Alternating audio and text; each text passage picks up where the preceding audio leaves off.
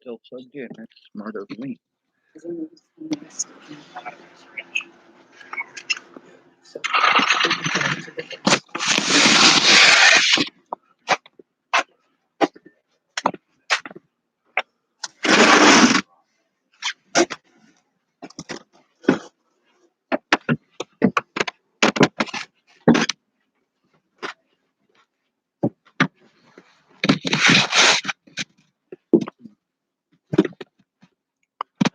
Alright, so the guy I'm staying with is awake. He has Dexter on for background noise to help him get to sleep. He also is watching a streaming video of a guy playing a video game that he plays. It's quieter than him playing the video game because he's talking to other online players, but basically Dexter is playing plus that streaming video that he's playing, and I'm overwhelmed by it. I'm not allowed to be. You guys think that you can punish me out of it. But the fact is, I'm being punished for the symptoms of PTSD from long-term abuse.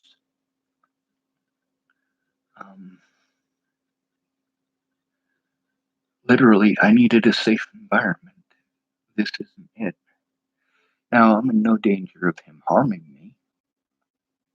But at the same time, in order to work on the things that I need to be able to sit down and actually work on it in some peace and quiet. Now, he was watching a show earlier with Killing in it too, and it was very loud, and I turned it off and made a very quiet video, and it woke him up. So, in a roundabout way, it's my fault that he's conscious because, well, I wanted to be warm while I made a short video.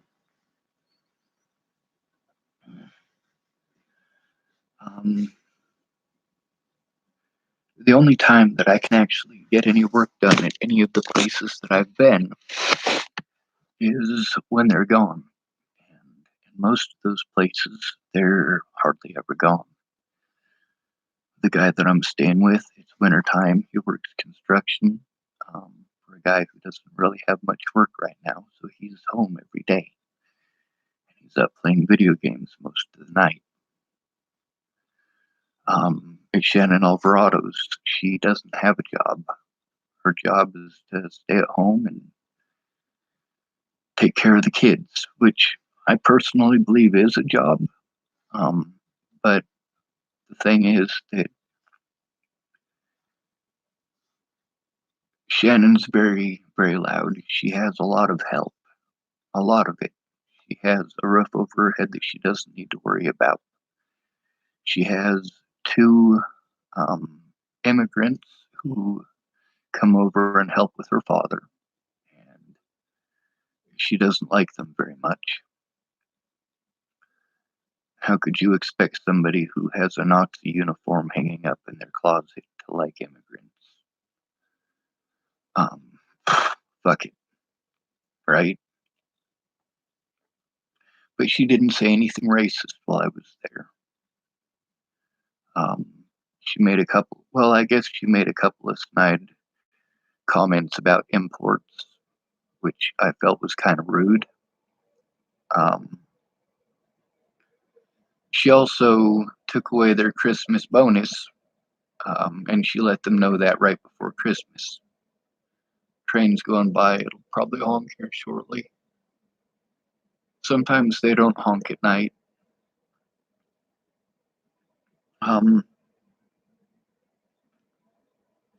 So I got to go through all this stuff.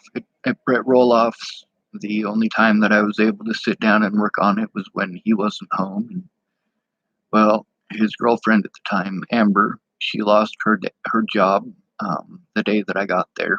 Matter of fact, Brett went from picking me up at the bus station to picking her up from work.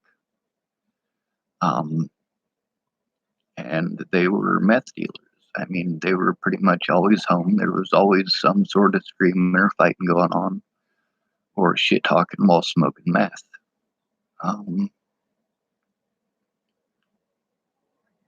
I did get a lot of peace and quiet at Candace's house, but I didn't have access to any of the evidence because the internet while I was at her house was only when she was home because it was on her phone.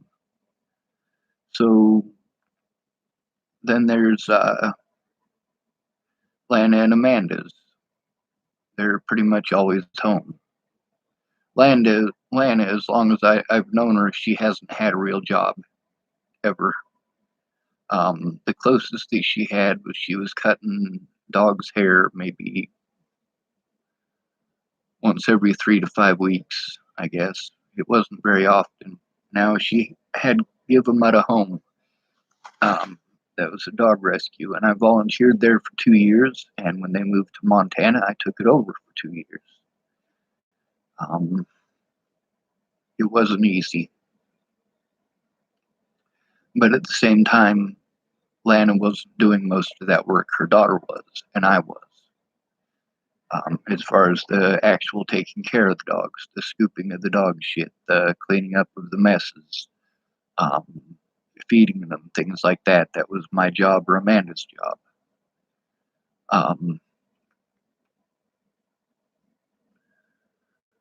Now, when I was up there in Montana at their house, Lana was just snappy about every fucking thing. I mean, here I am. I'm fucking suffering greatly up there. I'm trying to. My public pretender at the time, her name was Amanda Balehash. She was supposed to get my Facebook saved so that people could stop destroying evidence. And I had to, while I was up there, I had to keep my Facebook completely off. I was on a 30-day ban. And that was for a post that I made where I said I couldn't kill James Payton. So I got Facebook banned for a post that I had made well over a year earlier saying that I or had made the previous year saying that I couldn't kill somebody. Imagine that.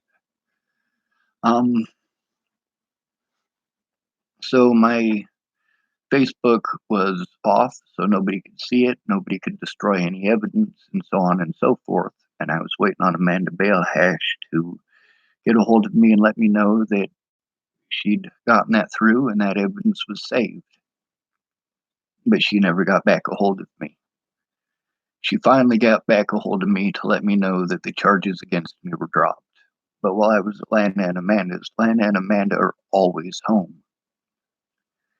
I mean, I'm literally overwhelmed unless it's a one-on-one conversation. And I explained that to Pamela Cardy in our first meeting. And that was the only meeting that we had one-on-one. How fucked is that? With the police in Natalie's case, when I went and talked to them on the 29th, I explained to them, you got to talk to me one-on-one. And they didn't. Miss Peaches told them that as well. That's in one of the videos here too. They went out of their way to do everything that I told her, or that I told them not to do if they want to get useful information out of me. They did everything that Miss Peaches told them not to do.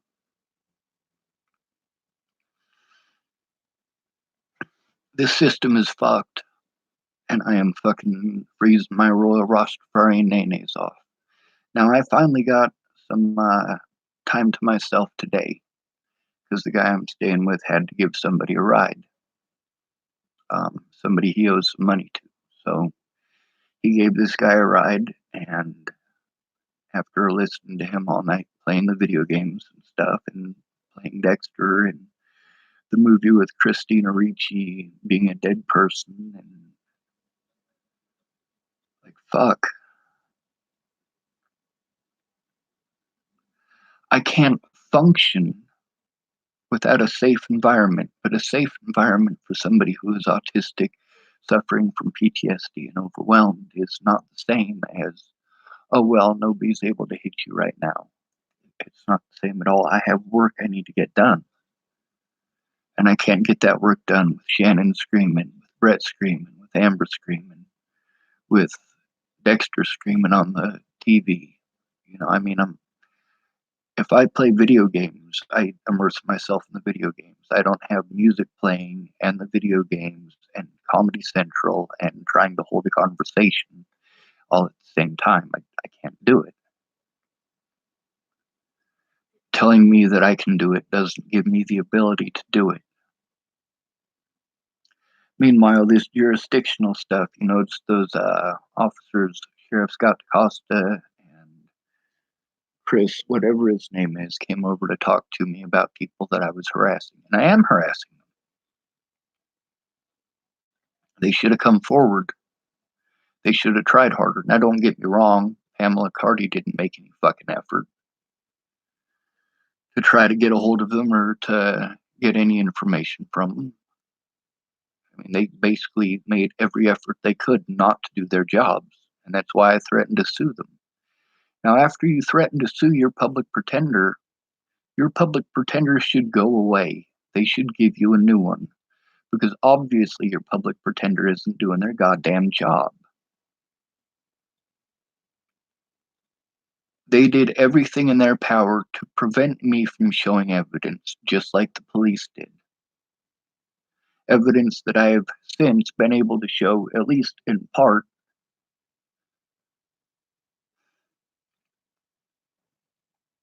And I'm fucking freezing right now.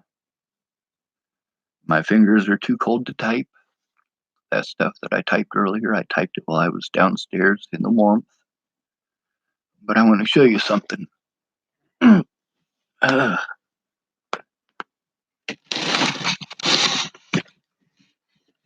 You see that stuff outside? You notice how it's all white? That's snow. That is snow.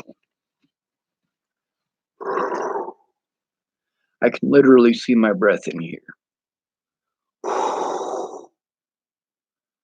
Alright, you can barely see it on the screen, but it's fucking cold. And this is the situation that I'm in. This is what I'm dealing with. I'm overwhelmed. My fingers are cold. I'd like to get some sleep. Today, when he was gone, so I could have possibly done some work, I was so exhausted I went to sleep. I needed to make phone calls. I needed to go through evidence, but I fucking needed sleep even more. It's 5:41 in the morning. I got lots of shit that I need to do. Now, those officers who came and talked to me, like Sheriff Scott DaCosta and that other one that came to talk to me about harassing people, these are these people that I'm harassing, not even in this county, not even in this state, not in this jurisdiction. Lori cares about me? Obviously not. Or she'd find out what's going on instead of judging me. And that's why I'm such an asshole. They don't fucking like it, do they? Meanwhile, I'm not threatening to kill them. I'm not threatening to kill their family. I'm telling them what shitty persons they are for looking away while people are actually threatening me, actually assaulting me.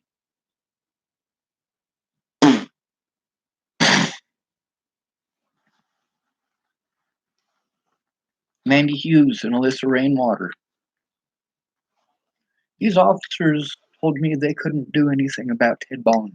They told me they couldn't do anything about any of those people, and they outright refused to do anything about the people who were threatening me in this town. Now, they said they would take a report from me, but after what they've done repeatedly in the past, I literally need somebody to go in with me so they don't do the same bullshit tactics that they have pulled in the past. If they'd have showed up at my door and this thing wasn't recording, those interactions would have gone a lot fucking different. And that's the reason that I record them. People keep telling me, you should have recorded it, you should have recorded it. I didn't know how to fucking record it back when this shit first fucking started. I didn't know how to make a fucking video on YouTube. I didn't have the option. It wasn't until I was in Bozeman, Montana, And Amanda Engeline helped me out that I was able to do that. People kept saying, you should have taken screenshots. You should have taken screenshots. Well, you know what? I didn't learn how to take screenshots on my telephone until after I left Candace's house. I didn't learn how to take screenshots on my computer until Katie Cahill let me know how in November of 2018 while I was at Shannon Alvarado's. Now, Shannon Alvarado volunteered up Rick's help because he knows a bit about computers. And Rick said, yeah, I'll help you. But how is he going to find the time to help me when he's busy getting screamed at by a drunken Shannon? I need some peace and fucking quiet so I can sit down and actually work on this shit. I need to be able to get a deep night's sleep. I need to not be worried about interrupting other people's fucking lives. I mean, Dallas woke up because I was making a quiet video and it was less than a minute long because he woke up.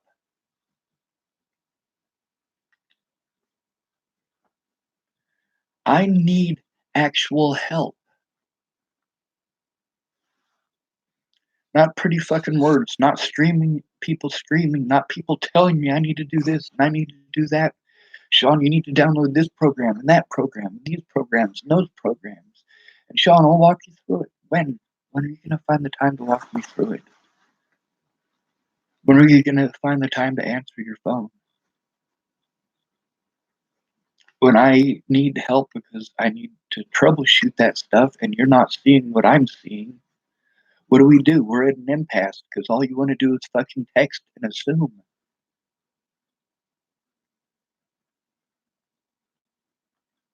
Fuck this goddamn country. If I had a place of my own, like I had before Natalie fucking died, a place where I could sit down with the evidence and the skills, my newly acquired skills, like being able to take a screenshot. If I'd have had that shit when Natalie fucking died, none of this would have gone this far. I never would have had severe anxiety and panic attacks that I had over fucking trying to get in communication with people. I wouldn't have had the severe fucking bullshit that I had to go through from having to stay in other people's environments, subservient environments. If I keep interrupting his ability to sleep, yeah, he's not going to be fucking happy with me and he will kick me out. That's just a fact. I mean, as annoyed as I am at listening to hours and hours and hours and hours and hours and hours of Dexter, at least I'm safe from the weather. At least I can lock the door and be safe from, well, if somebody decides to bust in the door, I'll have some notice because I'll hear them busting through the door. That door, because they would have to break into the place, that right there is deterrent. Makes people less likely to actually come after me. They have to try to catch me out on the streets. And meanwhile, I'm not going to go out there. It's colder out there than it is in here. The wind is actually blowing. That makes it even fucking colder. See, that's the thing, is that none of these people understand, and all of these people punish me for having disabilities that I can't fucking get rid of. I needed a safe environment.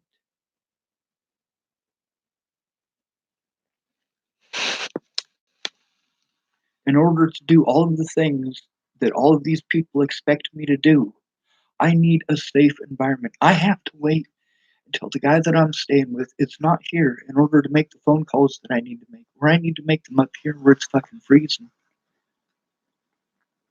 During the day, things are usually a lot louder, so I have a limited amount of time to do it. Hopefully he's sleeping. But he doesn't sleep very good either. Assisted suicide should be legal.